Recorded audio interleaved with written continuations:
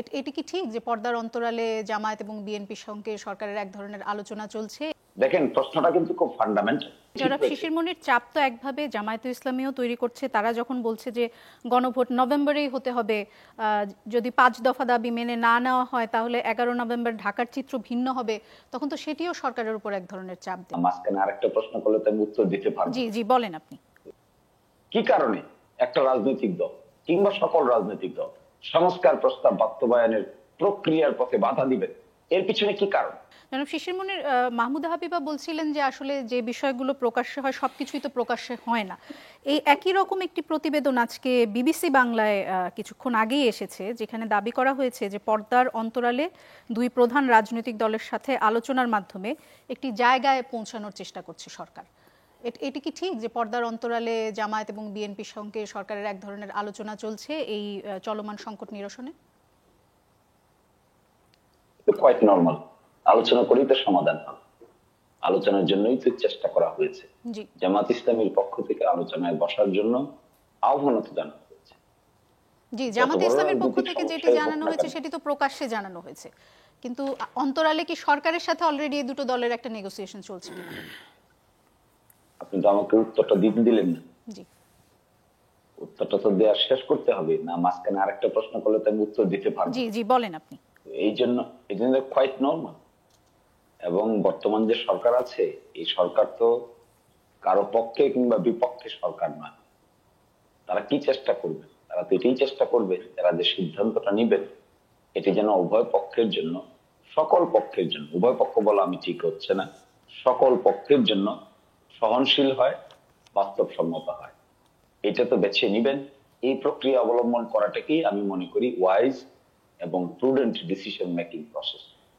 After all, শেষ পর্যায়ে এসে সত্যিকার অর্থে সরকারকেই একটা সঠিক সিদ্ধান্তে পৌঁছতে হবে। দেখেন, প্রশ্নটা কিন্তু খুব ফান্ডামেন্টাল। জনাব শিশির মনির, চাপ তো একভাবে জামায়াতে ইসলামীও তৈরি করছে। তারা যখন বলছে যে গণভোট নভেম্বরেই হতে হবে, যদি 5 দফা দাবি মেনে না নেওয়া হয় তাহলে 11 নভেম্বর ঢাকার চিত্র ভিন্ন হবে, তখন তো সেটিও সরকারের উপর এক ধরনের চাপ দেয়া। হবেই তো চাপ। ঐকমত্য কমিশন যে প্রস্তাব দিয়েছে, এরপরে আর কথা থাকলো কেন? ঐকমত্য কমিশনের প্রস্তাবকে প্রতারণা বলতে হলো কেন? ঐকমত্য কমিশনের প্রস্তাবকে সরকার বাস্তবায়ন করবে, এটাই তো স্বাভাবিক নাকি? ঐকমত্য কমিশনই তো সকল আলোচনা করেছে। এটাকে ভিন্ন খাতে প্রবাহিত করলে যারা গণ অভ্যুত্থানের পক্ষের রাজনৈতিক দলগুলো ছিল তারা তো রিয়েকশন শো করবেই। ঐকমত্য কমিশনের প্রস্তাবটাকে দ্বিতীয় তৃতীয়বার বিবেচনা করে তারা প্রতারণা করেছেন, তারা কোঠারি করেছেন, তারা তাদের সঙ্গে নানানভাবে অসুবিধা সৃষ্টি করেছেন, বিশেষ রাজনৈতিক দলের সঙ্গে যোগাযোগ করে এই কাজ করেছেন। এই আর্গুমেন্টের অর্থ কি? এই আর্গুমেন্টের অর্থ হলো সংস্কার প্রস্তাবটা বাস্তবায়ন করার জন্য যে পদ্ধতির কথা বলছে ঐকমত্য কমিশন, সেটা তারা চান না। চাইবেন না কেন বলেন তো? সংস্কার প্রস্তাব বাস্তবায়ন না চাওয়ার পিছনে কারণ কি থাকতে? কি কারণে একটা রাজনৈতিক দল কিংবা সকল রাজনৈতিক দল সংস্কার প্রস্তাব বাস্তবায়নের প্রক্রিয়ার পথে বাধা দিবেন? এর পিছনে কি কারণ? আমার দৃষ্টিতে এই কারণটি খুঁজে বের করলেই সমাধান খুঁজে বের করা। এই কারণটি যারা উপস্থাপন করছেন তারা কি না বুঝে করছেন? ইচ্ছে করে করছেন?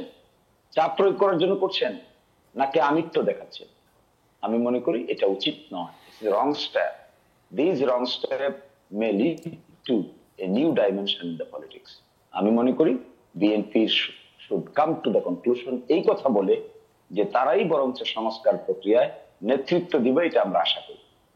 সকলকে বলবে যে ঐকমত্য কমিশন যে প্রস্তাব দিয়েছে এটা সকলেরই মেনে নেওয়া উচিত, তাদের পক্ষ থেকে এটা আসা উচিত, প্রতারক বলা উচিত না ঐকমত্য কমিশন।